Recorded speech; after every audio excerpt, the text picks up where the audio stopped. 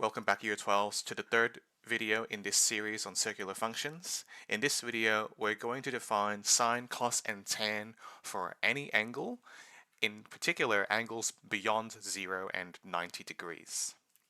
The star of this video is the unit circle, and the name might seem a bit mysterious, so let me just explain what's happening here. Unit in this context means 1. So think of place value. You got hundreds, tens, and ones, and another name for the ones column is the units. So in maths, unit is sometimes used to denote 1, and so a unit circle is a circle with radius 1. And we're going to use this to define sine, cos, and tan. So let's get underway. So it's a little bit technical, but what I want you to imagine is that I've chosen some point that I'll call P, which has coordinates x and y on the unit circle. And because this is a unit circle, the radius is 1. So the intercepts of this circle are 1, 1, negative 1, negative 1. Furthermore, I'm going to say that this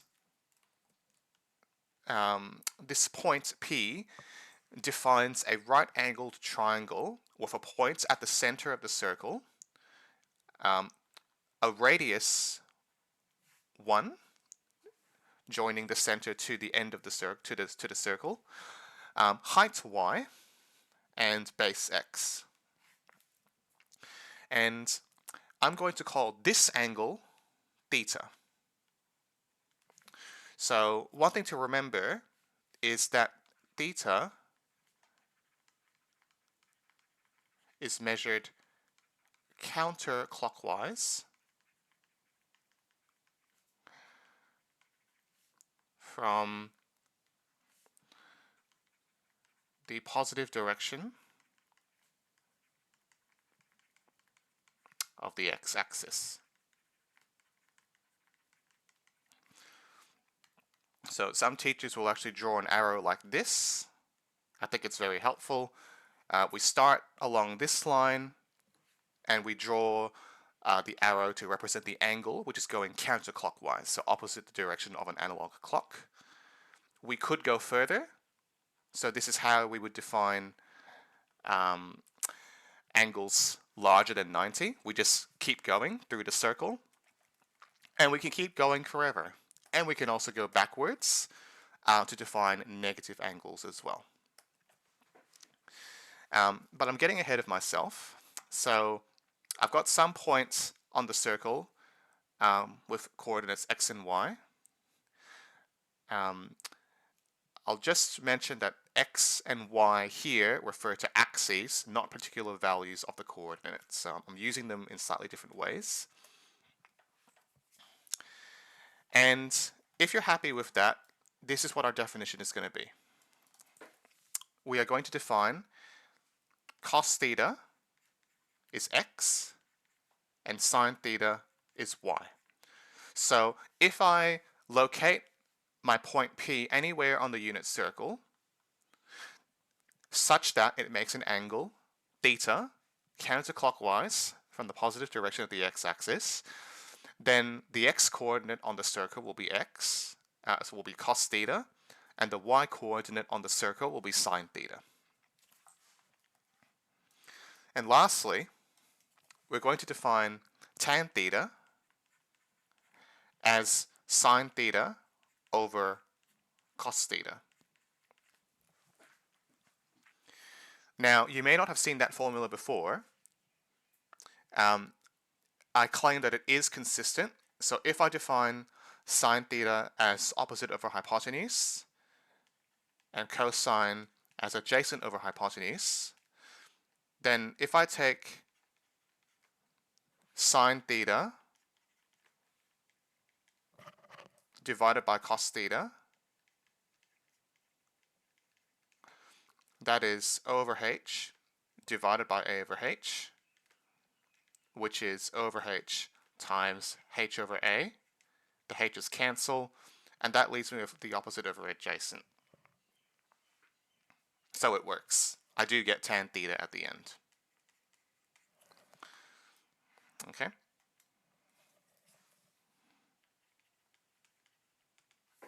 So that's a little check using the year 9 and 10 definition for sine, cos, and tan. Okay, so here is our definition for sine, cos, and tan in year 11 and 12. They are called circular functions because we defined them literally on a circle. Now, some very interesting things happen once we define sine, cos, and tan beyond 0 and 90. So one thing that happens is cos and sine create waves. They create periodic functions. And they are so ubiquitous in mathematics, science, engineering, and commerce that they deserve their own field of study. Not just one chapter in a course, but really a course all by themselves. And the other interesting thing that happens is that cos and sine can become negative. And that's the next thing I want to explore. So we're going to define the first quadrant to be where x is positive and where y is positive. We're going to define the second quadrant to be where x is negative and y is positive. The third quadrant to be where x is negative and where y is negative. And quadrant 4 to be where x is positive and y is negative.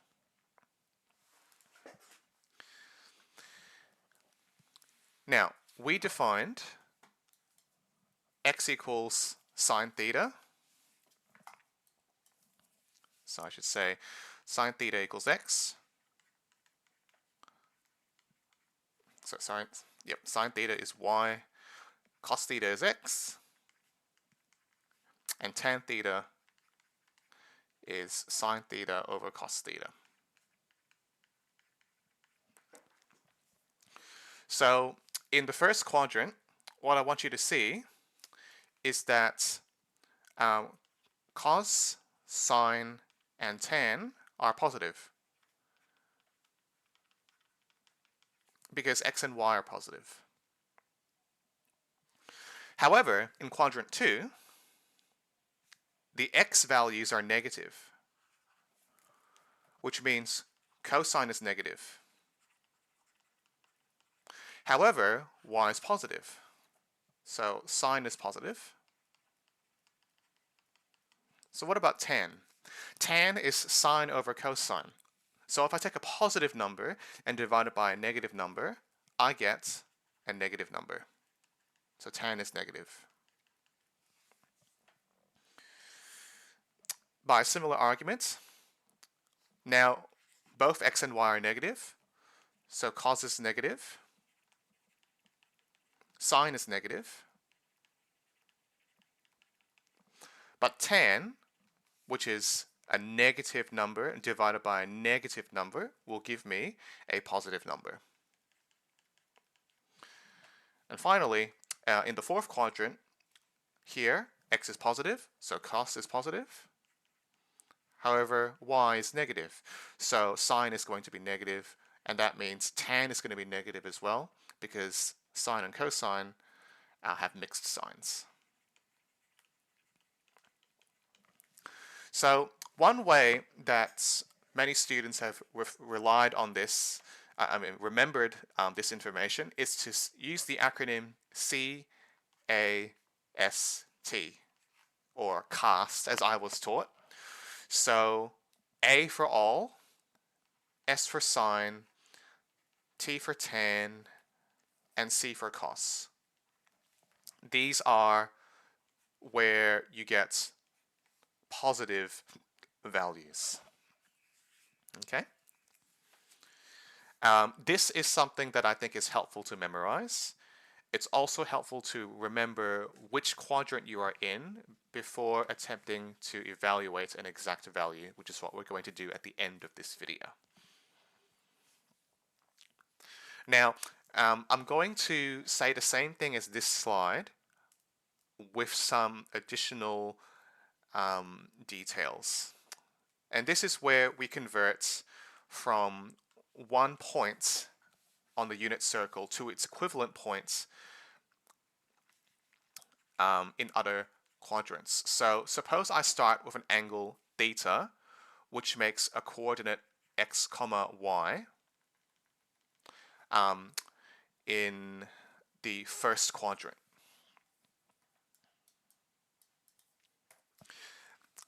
If I go to the second quadrant and this time make the same angle here,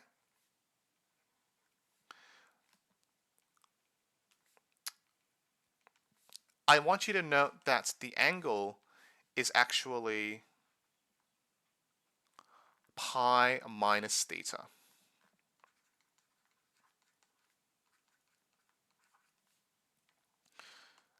And the coordinate is found by a reflection about the y-axis, so x becomes negative.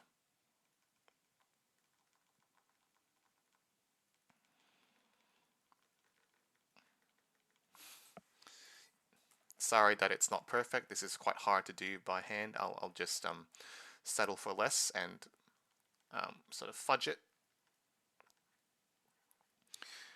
Now, if I do the same thing in the third quadrant, now what's going to happen is my angle will be pi plus theta,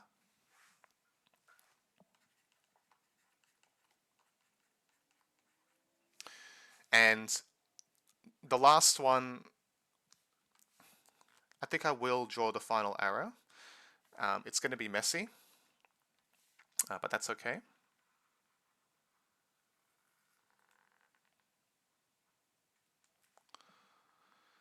Two pi minus theta.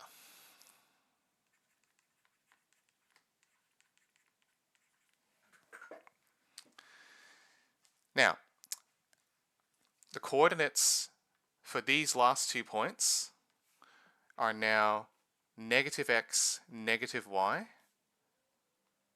and x, negative y. Now, we know that the x coordinate is cosine and the y coordinate is sine. So it's worth asking, what is cosine of pi minus theta? What is sine of pi minus theta? And what is tan of pi minus theta? So this is quadrant 2, I should say. Well, based on our previous work, we know that sine is positive in the second quadrant.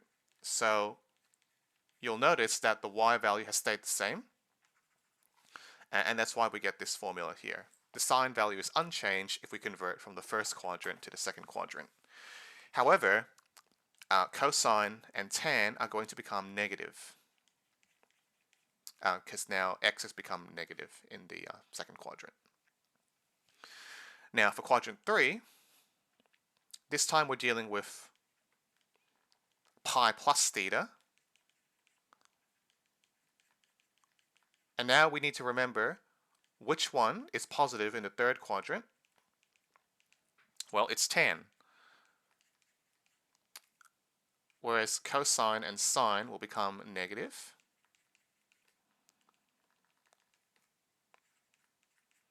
And finally, if I go to the fourth quadrant,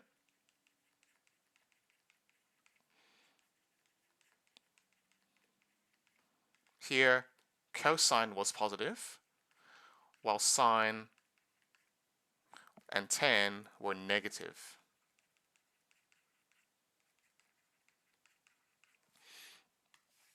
So I'll highlight the ones that are positive. Sine is positive in the third quadrant. Tan is positive in the third quadrant. And cosine is positive in the fourth quadrant. So C, A, S, T. Okay, Now, if you know sine, cos, and tan of some exact values, such as pi on 3, pi on 4, and pi on 6, then you can work out equivalent angles in any of the other four quadrants. So let's do a couple of examples to finish off this video. Suppose I want to evaluate sine of 4 pi on 3. Well, here we go. This is the same as sine of pi plus pi on 3. So this is an angle in the third quadrant. Okay, so sine is negative here. And the base angle, which is the angle in the first quadrant, so I'll just define this. The base angle is the corresponding angle in the first quadrant. And we know what sine of pi on 3 is. It is root 3 on 2. And we're done. Pi is at 180 degrees, and pi plus pi on 3 will give me an angle which is in the third quadrant.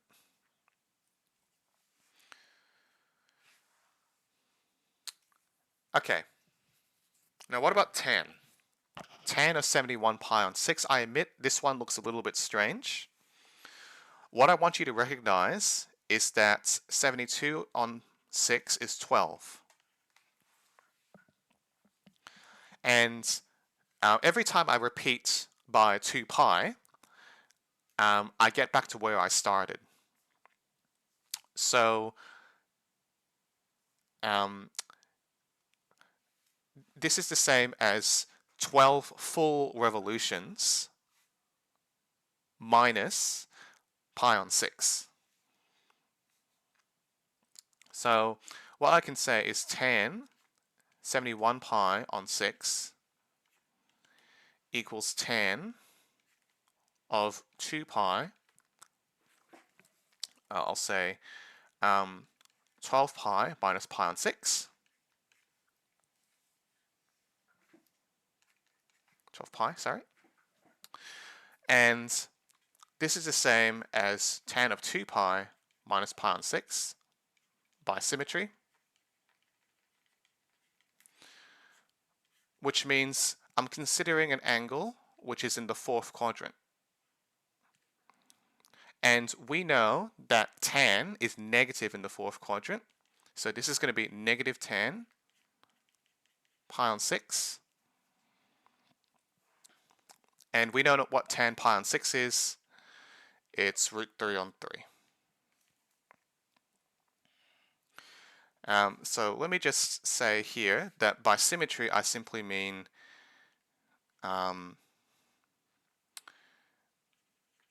repeated cycles of 2 pi.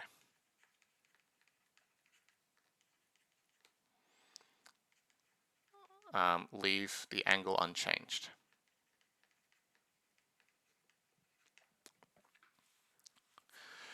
I think I'll do one more example as well, just to finish, just because I haven't covered it. It's just occurred to me. So one last example. What is sine pi on 2 and cosine pi on 2? To answer these questions, again we draw a diagram. Pi on 2 is a right angle. So I'm actually considering this point here, 0, 1, and the angle is made from the positive direction counterclockwise from the x-axis. So this is pi on 2 here. Now the x value is cosine and the y value is sine. So in this case, sine of pi on 2 is going to give me 1, and cosine of pi on 2 is going to give me 0. Alright, that was a very quick introduction to the unit circle and symmetry properties. This was what I found to be the most difficult part of learning this topic when I was a student. So it's going to take some practice. I'm happy for you to show you're working out differently to the way I've done on this slide. The important thing is that eventually you know which quadrant you are looking for when you're dealing with a unit circle. So your first step is to find what's called the base angle, which is the angle in the first quadrant. And then you want to convert to the other angles in other quadrants. And you're going to use pi minus theta, pi plus theta, and 2 pi minus theta, or equivalent. All right. Thank you very much. I'll see you in the next video.